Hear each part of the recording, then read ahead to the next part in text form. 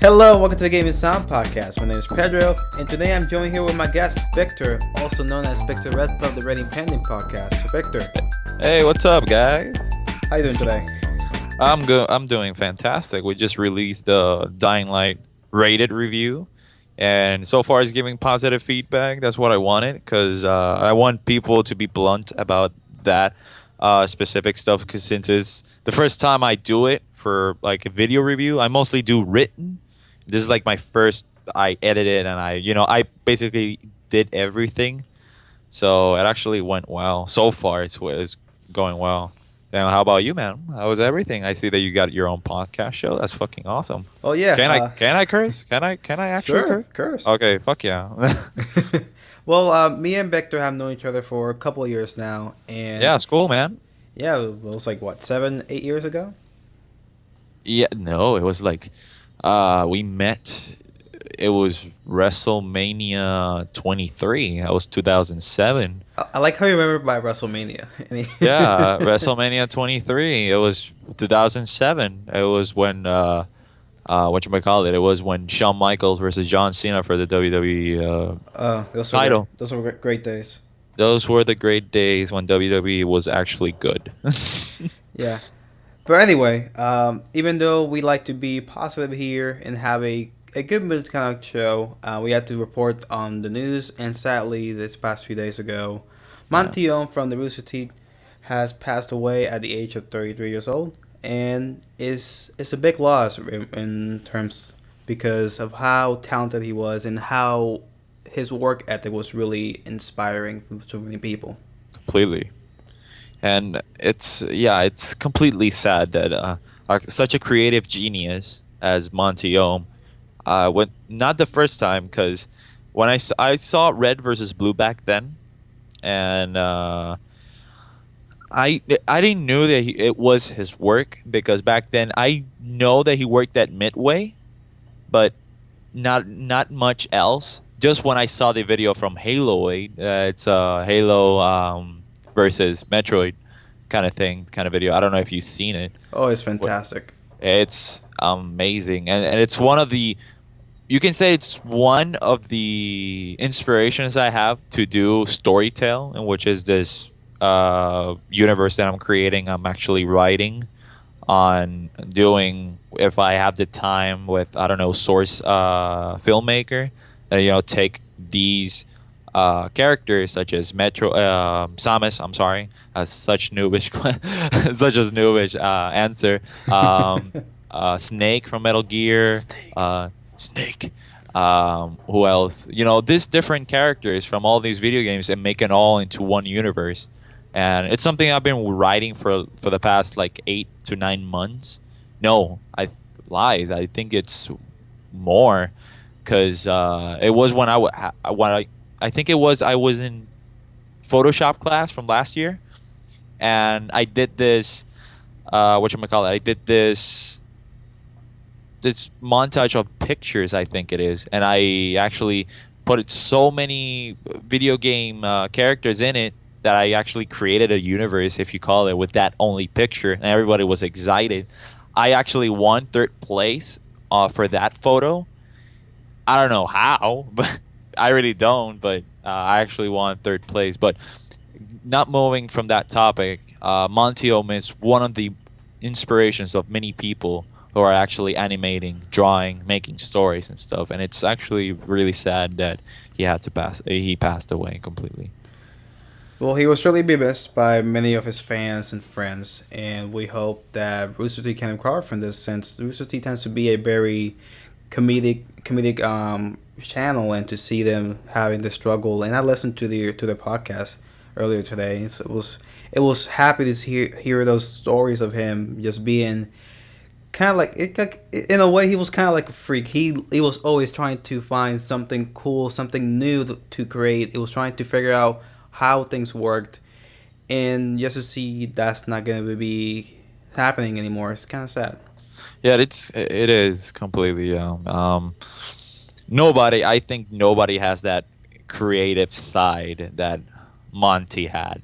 He would work 32 hours nonstop just to finish on what he wanted to do. He had a weird sleep cycle, if you call it. So it's one of the reasons when I see Rooster Teeth live, every time they show Monty, you see him all the time sleeping.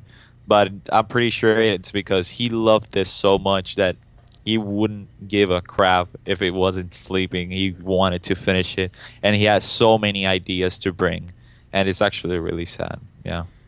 That is true. Well, moving on from this sad topic, we would like to go into the game on section.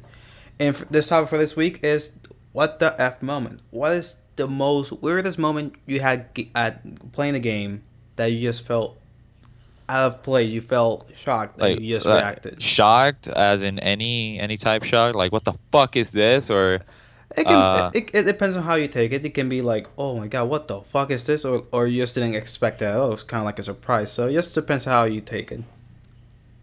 wow. What? There's many considering 2014 bad game slates, Oh, but. Uh, that's true. there were some good games on 2014. I'm not gonna give it the 2014 was kind of crap, but indeed it was. But there's some good games such as Shadow of Mordor, the Banner Saga, so all those fantastic games. But a what the fuck moment. If I would call it recent, it has to be Destiny, the biggest what the fuck of the year, because it is nothing that I was expecting. They showed me on E3 on 2013 or 2012, I think it is. There's a lot of what the fuck moments, but the one that actually shocked me, it's Assassin shit Unity, man. That's the one big. That's the biggest what the fuck I've ever seen. Uh, I used to love. I don't know if I have hope for Assassin's Creed anymore. I know some people actually love it. I really don't criticize them for it. But for me, everything stopped at Assassin's Creed 3. Like, it just stopped right there with the character Connor Kenway. It was, I don't know, he was such a dull character, and it just keeps evolving with Assassin's Creed 4 and Unity. As Unity, for the main reason is the shitty ass release launch. Like, basically, everything was buggy, everything was unbalanced, it was untested, if you may. I even got a T pose playing it. That's something that you cannot let that happen when you make a video game. Like, that's not a good experience. If I want to see a T pose, I'd rather go to Gary's mod because it's actually funny. But games, AAA games such as Assassin's Creed, that big franchise, and see a T pose, or at least, there's so many bugs, and the microtransactions part of it, it's actually horrible, man. So I have to say that's the biggest what the fuck moment for me. Yeah, in terms of games, 2014 was a very. It was a weird, crappy year. I would Like, say it's a disappointing year, and the reason why I say this is because my favorite game of the year is South Park: The Sickest Truth, and that shouldn't be a okay. game of the year contender, honestly. Even though I enjoy the game, I play many hours of it. It's It still getting nominated for many awards such as the GDC, the SXSW, which is in San Antonio, I think it is, and it's I think I don't know, I'm not sure if I'm correct about that. So I'm not gonna be on point about that, but it's still getting nominated for many stuff from last year. But yeah, yeah, carry on. but I like how you took it for what the fuck moment as a kind of like a moment that you just didn't that you just expected something really good and you just received shit. Yeah. I saw this as a more as a in the story of a gaming for me. I took it as a as I just didn't expect it in the game ending, like for Bioshock and Bioshock Infinite, both endings for Oh, me. okay, okay. Yeah, you were That's the way I what saw it. that what the fuck moment was the what the fuck, what the hell happened, or what is going on? I don't understand it. Yeah, yeah, Yeah, that's yeah. how I see I it. many people had it. Trust me, many people had it. For some reason, I don't want to be biased nor perfect, but I completely understood it. For some reason, I just completely understood it. I don't want to spoil stuff because it's a Well, game that you should play if people oh hasn't yeah, played it. definitely play it. Both of them. Uh, but yeah. I think I at the beginning I was not understanding, but at the end how it ended was like, oh, It all makes okay, sense. it all makes sense now. Like, yeah, I know people is like, I don't get it, or what the fuck was that, or oh, it's such a bad ending. I don't know if it's a bad ending. It's actually really, it's an interesting ending.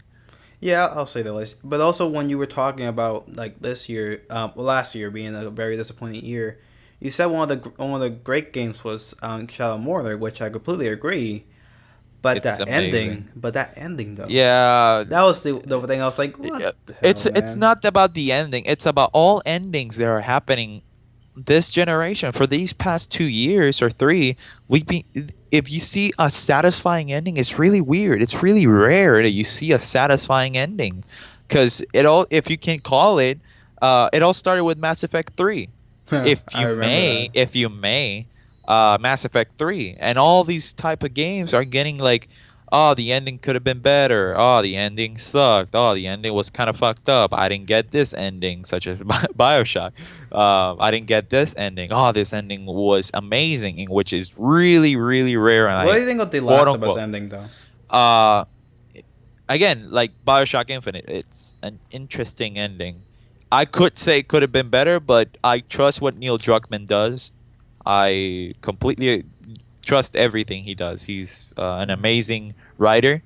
I don't know why they take on that ending, but who knows? It's a possible sequel, or a build up for a DLC, in which I highly doubt it, because Left Behind came out, and it's you know what? I just trust what Neil Druckmann does. And coming up this year, Uncharted 4, I'm all about the bandwagon for that. I want to jump on that bandwagon and play Uncharted 4 when I get my PS4, in which I suck. I know. I don't have a PS4. Well, it's a lot of money, so we don't blame It's you. a lot of money. It's a lot of money, but it's something that and it's something that we really need it now.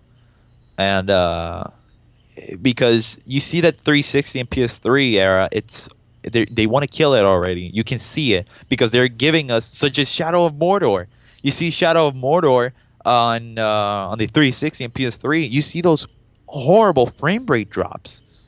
It's really, really horrible. It's barely unplayable, and I've seen people pissed at that. I was like, well, that's what happens. The current gen is now moving on. We're last gen already.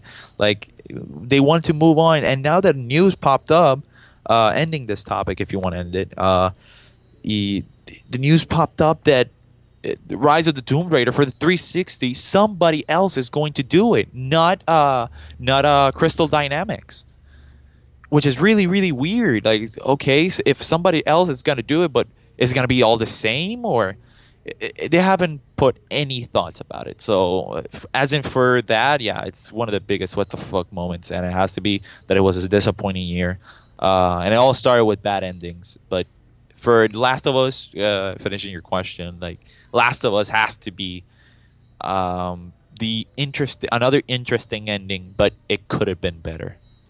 All right. Well, transitioning from what the fuck moment to the Super Bowl.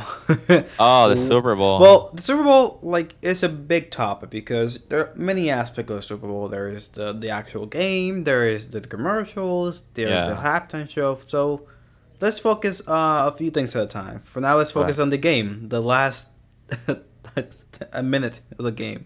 Wow. Oh God. It's not something that I should. It should be spoiled because it's a game and it only happens once in a lifetime. Well, Uh, they already know by now. yeah. Everybody knows. Everybody see the Super Bowl. If you don't see the Super Bowl, it's fine. But I honestly, I'm not a big NFL fan. But I'm not a fan as in, oh, you don't see NFL, shut the fuck up. You get what I'm saying? No, no. I see Super Bowl when I feel like it. Why did I see the Super Bowl this year? Because I ordered pizza and chicken wings, and it actually felt perfect to watch the Super Bowl. I was like, wait. isn't the Seahawks and the Patriots going tonight? Yeah, fuck yeah, I must see the freaking Super Bowl. And the Super Bowl was, I think it's one of the best Super Bowls I've seen so far because it Oh, had you right on the edge oh, I on agree everything. completely. I went for the Seahawks because I don't see the Patriots eye and eye because I'm a Packers guy. I know I'm gonna get a lot of hate, but I'm a Packers guy ever since I played NFL Game Day for 1999 on PS1. Why the Packers though? Why the Packers? Why not? I can't really say. Again, I'm not a big NFL guy, but it all started because it was part of the demo on PlayStation One, and the two teams that were there. It's Packers, Ravens, Patriots, and I think it was the Dolphins. And I always picked Packers for some reason, and I just kept at it. And I like the colors on their shirt. yeah, I like the colors. I like that. But I've seen the. I don't see again. I don't see NFL on a regular basis. But if I have the time and if I see it like it's on, I was like, well, I'll watch it. But I'm always going to follow the Packers because I remember I watched the Super Bowl 2011 when the Packers won. I watched it.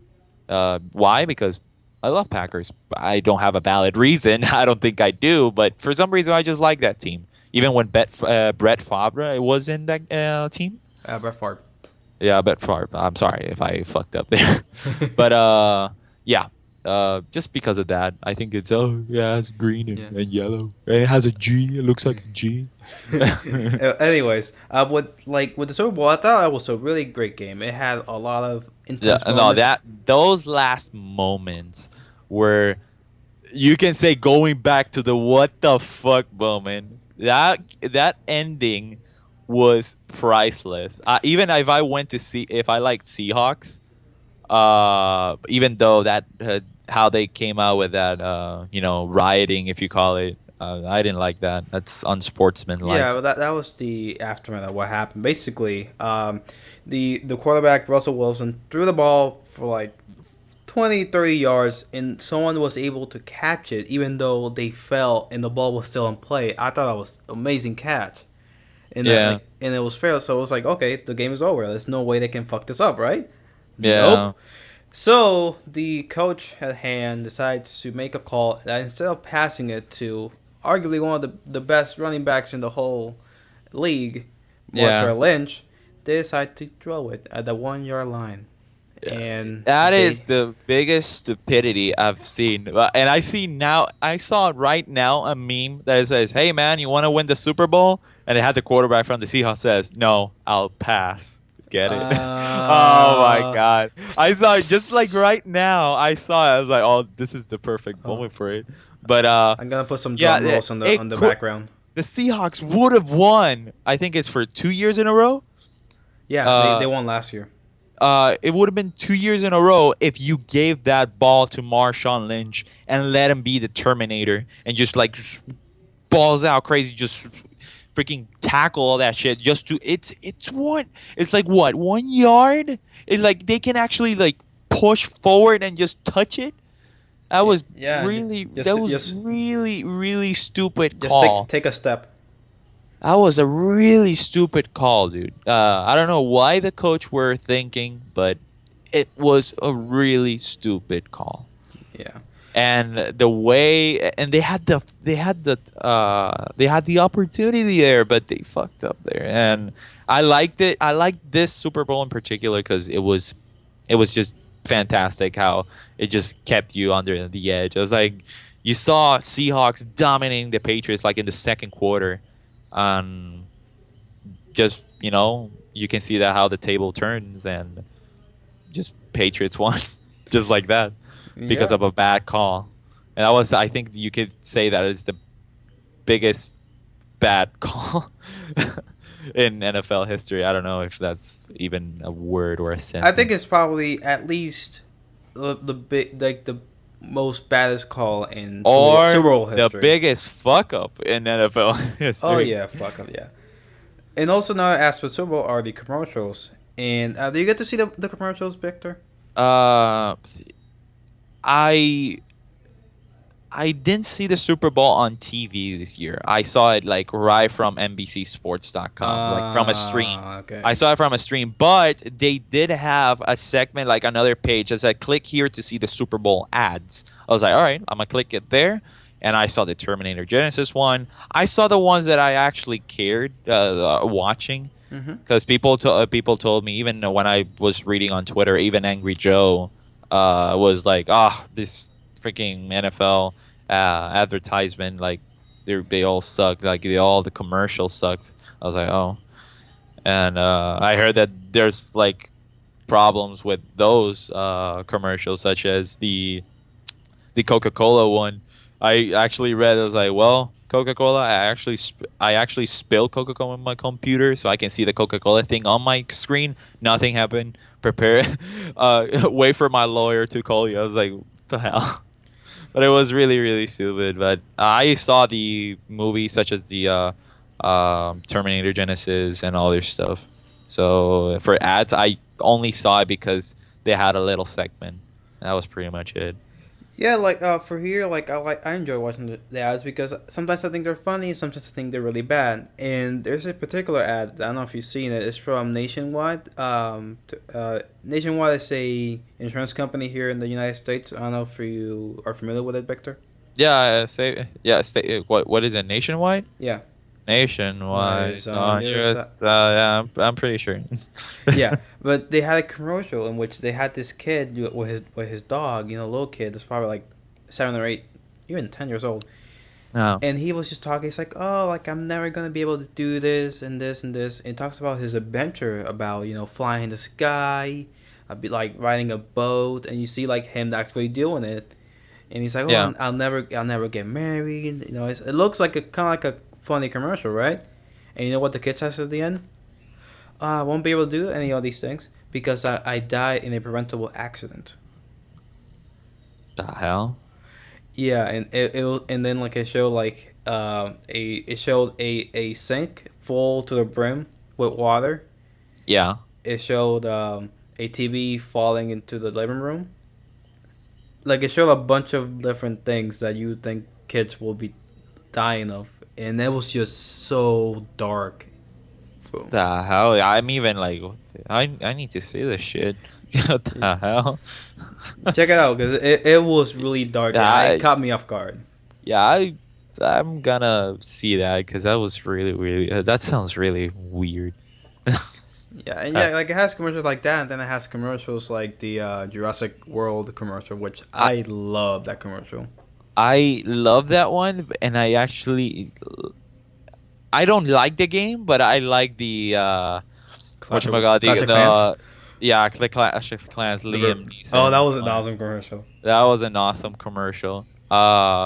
Age of War, it's a bad game. I don't know if people I Is it don't know. like the Kate Upton commercial? Yeah, the Kate Upton commercial. She's advertising a bad game, if you call it. I honestly don't like it. I'm a very weird guy with I just don't like mobile games. I like few, but I just don't like mobile games for Well, some reason. I I'm the just same don't. boat. I never been I into can't. gaming, mobile gaming. I'm not a fan of mobile games, even though there's some really good ones there, such as what you call it. I'm not gonna say Candy Crush. For that, I just And, play. The Rayman games are really good.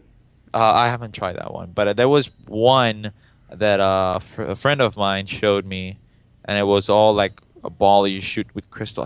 I think I forgot what was the name Oh, of it. Flappy Bird. No, no, Flappy Bird. People is gonna hate on me on this, but I don't think Flappy Bird. It's a bad game. It's just bad programming. That's pretty much it. Because the freaking hitbox are just ridiculous. Flappy Bird could have been. It's a simple game, and people hate on it. But if you look at it like in a creative side, it's simple. It used sprites from other stuff, but the kid made $50,000 a day, and that's really really really uh, it's impressive. It, it's really impressive how he made so much money for such a simple and really bad programmed game. But yeah, Well, I like how we just transitioned from the Super Bowl into Flappy Bird. I think it's really interesting. yeah, So, let's end this topic and go into the next topic, which has to do with gaming, of course. of course. It's a question for debate. It Yeah. comes from reading an article today at GameSpot about Neil Druckmann, like Oh yeah, the going back Uncharted 4. Yeah.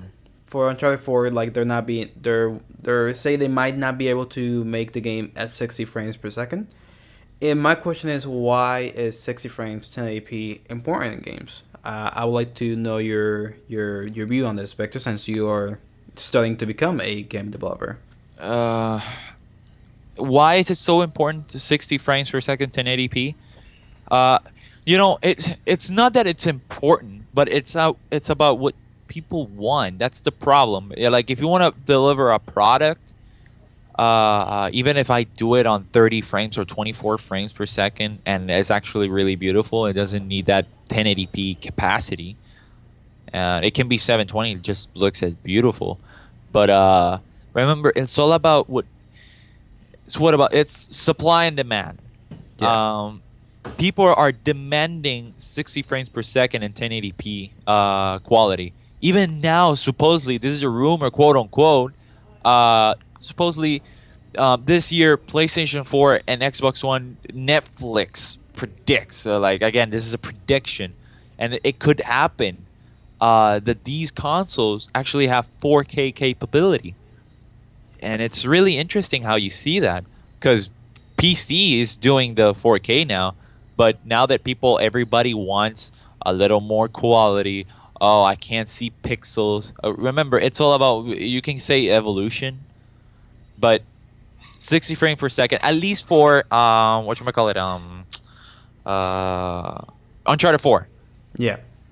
Now everybody, it's like, oh, if it's 60 frames per second, that would be amazing. But at least from Last of Us remastered, it was a new take, because The Last of Us, it was just 30 frames. It was just locked 30 frames. But the 60 frames now, it's more of a cinematic feeling, if you call it, Yeah. and it's more lifelike or realistic. Because if you see it this way, right now, us humans and people, we're seeing 60 frames. Let's just put it like that, if you may. I don't know if that's even a fact, but is it important? Sometimes, depends. For Uncharted, which is a perfect franchise, I don't want nobody to touch that except for Neil Druckmann. But honestly, Uncharted is way too good to, it doesn't matter for me. Like, if it's 60 or 30, doesn't matter. I'm there to play it because I want to see what happens, and I want to be immersed on the storytelling, Yeah. on what Neil Druckmann wants to show me. Yeah, correct. Like that's just I was saying. It depends on what kind of game it is. Exactly. For Uncharted and Last of Us, I feel that as long as the gameplay and the story Everything has is well, smooth. Yeah. like it won't bother me. But like I always see these articles on IGN and GameSpot about like a game that's coming out, and it says, Yeah. "Oh, game on PS4 is 1080p. Game on Xbox One is 900p." Like I Yeah. feel like People. really, listen, if a few pieces are gonna make a difference in the game, Yeah. It's that's actually really stupid. it bothers me really. Like It, when I see it, it that, bothers. Yeah, it bothers. I'm one of the people who actually don't care about console wars, because console wars is kind of childish already. If you like a game and it's on this console, buy that console. If Oh, you yeah. like this game and it's on the other console, save up money and buy the other console. For me, now my perspective, like when I was like 14, 13 years old, I was like, oh, PlayStation 2 is way better, even if I own all the three consoles such as GameCube, Xbox, and PlayStation 2. But don't forget about the Dreamcast. that exists. I'm just kidding. I'm kidding. But I never owned a Dreamcast. I never owned it. For some reason, it just, I don't know. It's only It in the didn't call market for my like 2 attention. years. Yeah, it was marketed for like what, 2 years, A year and a half, maybe. and I did play Dreamcast because Resident Evil Code Veronica was there first, and I wanted to play that, but it was on the Dreamcast. It was kind of like the sales pitch, like, "Hey, Resident Evil's on this console, you better buy it." But since PlayStation had the acquisition, PC and all that, I don't know PC, but PlayStation, GameCube had the acquisition for it. Uh, Whatever, the Dreamcast just fell through. Uh, but again, in my perspective, if you still want to wage war with Xbox is better, PS4 is better, PC Master Race, you know what? I That's your opinion, but for me, I'm studying video game development. For me, I'll make a game whatever makes me money and it makes me happy. Yeah, like Because the console war, like it started back like in the '90s with the SNES and the Sega Genesis. and it was perfect. Why? Because each company was doing commercials just to I did this. You gonna say something, and this company will do a commercial or an article, or somebody would say something. It would like go like throw a flame war to the other one, Yeah, and it was interesting back then. But now it's games just games are pointless. exactly, it's pointless now. Games are multi-platform, and it doesn't matter, like, oh, this has exclusives and we'll get this later on. All right, I'll wait. Uh, I don't know what's the big deal. Street Fighter 5 is now PS4 PC exclusive. Do I care about it? Not really. Who has the money to buy it or to pay for it? Sony paid for it. Paid Capcom, which is still on sale. Nobody has bought the Capcom yet. Yeah, let's buy Capcom. Let's buy Capcom with Street Fighter 5. Let's give them some $1 million for it. Capcom is not gonna say no. Would you say no? Hell no. I would say, can it be? Maybe Capcom has something up its sleeve. Maybe it's like, oh, fine, yeah, we'll do Street Fighter 5. And when they do Super Street Fighter 5 and it's announced for the Xbox, PlayStation be like, hey, didn't we have exclusivity here? Yeah, we got exclusivity for Street Fighter 5. You never mentioned something about Super Street Fighter 5. Remember, it's all about, let's see how it goes. Capcom can be shady with so many stuff. Yeah, Uh, Capcom is one of the we smartest slash greediest companies out there. Some bitches. Like they release Street Fighter 4 5 6 times. Yeah, They yeah. released it. They released okay Street Fighter 4, Super Super Street Street Fighter Fighter, 4, Super Ultra Street Fighter Street 4 Fighter. Arcade Edition, Oh yeah, and Ultra. Ultra Edition. So probably this gonna be. I think it's gonna be Ultra Street Fighter 4 Arcade Edition. I bet you, it's gonna be Yeah, another edition. no, it's that the Street Fighter 4 thing. It's completely over. It's I don't see anything else anymore. For me, I think it's over for Street Fighter 4. They had it run. Street Fighter 4 had sold millions and millions of copies. Super Street Fighter 4 sold millions. Super Street Fighter 4 Arcade Edition, you see the market just go down with that game, and then Ultra Street Fighter 4, they only sold like 100 or 200,000 k worth of copies. And it was actually a waste of money, if you call it. And it's not something, it's a waste. It's just better balance.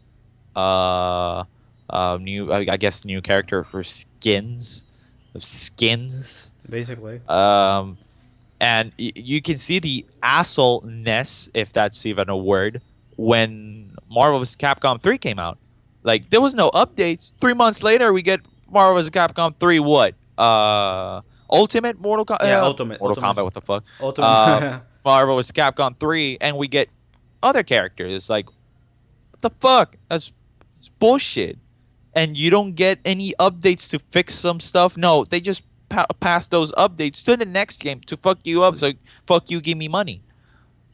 That's really retarded. But as in going back to the 60 frame per second, for me, it's not something that should be important. I like when games are 60 frames per second because I want to see the beautiful of it. But does it is it really necessary for those people who actually want it on the game? Yeah, for them. But for me, I don't see it. It Yeah. depends on the game. It depends on the game. That's basically what it comes down to it. Okay, well, for our final segment is the sound off, and you basically describe what have you been playing recently. So, Victor, what have you been playing recently? Recently, right now, I was playing the Battlefield Hardline beta, and I was talking to you before we started recording. Right now, I went eating, said then I started playing Battlefield Hardline because I finished Dying Light a couple of days ago. Then I started reviewing it. But Really been in podcast. yeah, um, and Dying Light was really good. It was actually really good. It actually caught me by surprise how Techland actually, you know, uh, shut me up with this new take on zombies, like parkour elements in it, in which it runs really, really smooth. Uh, and the story, again, it's good. It's decent, yet predictable. It's one of those classic predictables. But it was really, really, really good. But for recent game, I have to say Battlefield Hardline. I'm starting to play that on the beta. But the game that I really want to play right now, I can't wait for The Order 1886. Nice. I'm excited for that game. I'm gonna look into reviews because like I feel like some of the previews I read months ago, like they been kind of a little sketchy. For hopefully, the reviews will show that's actually really good. In that game, I'm pretty sure it's 30 frames per second. Yeah, It probably. is. Is It it is. confirmed? I don't know if it's confirmed, but I'm pretty sure it's gonna be because the way the cinematic way, how it's all widescreen stuff. that's It true. reminds me of the Evil Within. The problem that I had with the Evil Within, it was I really don't mind if it's 30 frames, but don't give me that game because it's all widescreen. It actually pisses me off of that small screen with that horrible, horrible horror filter to it. It was just bad. And you know, I, I kind of like the game in some way, but that thing actually pissed me off a bit. I don't know what Shinji Mikami was thinking, but if that's his vision, I totally respect it. But for me, it just didn't do it for me completely. No. Yeah. In terms of recent game for me, I started playing Transistor. It's the new PS Plus game of the month for PS4. Oh, yeah. And it's from the creators of an old arcade game, not arcade game, Xbox Live arcade game, Bastion. I don't know if Oh you guys- yeah, that game. And like just when you the start the narrative of that game, it's actually awesome. The narrator actually makes me laugh a lot. I love the narration and the music of this game. That When your character actually falls to his death, and he falls to his death, Yeah. it's actually really cool. It's actually yeah, and really like they stay in a more serious tone, and like the narrator kind of like narrates, in like in the same way that he narrates the way you do things in Bastion, Yeah. but like more realistic. Well, Yeah. not really more. I'll say more serious for now, but like I just enjoy it, and the gameplay is really good. Hopefully, I enjoy it or into the rest, but for now, I've been loving it so far. Okay, guys, so this is the end of the show. Follow us on Twitter at the Game and Sound, and on Facebook as the Game and Sound, iTunes the Game and Sound, and on YouTube the Game and Sound. And for you, Victor, where can people find you? You can find me at Pornhub.com. I'm just Oh, okay. I'm just kidding. Back to the I'm bag. sorry, man. Ooh. Richard Hammerbush. No, I'm just kidding. I'm just kidding. You can you can find me at the Rating Pending OF as in official, and Facebook.com/The Rating Pending Show, and on YouTube.com/The Rating Pending Show. We'll do podcasts every Saturday. And I currently released a review for Dying Light, so check that out if you like it. And that's pretty much it, man. Please make a Victor the Hammerbush meme, please. Richard Hammerbush, you got it. It's hilarious. Okay, guys. Well, thank you very much for listening, and we'll see you next week. All right, sign off.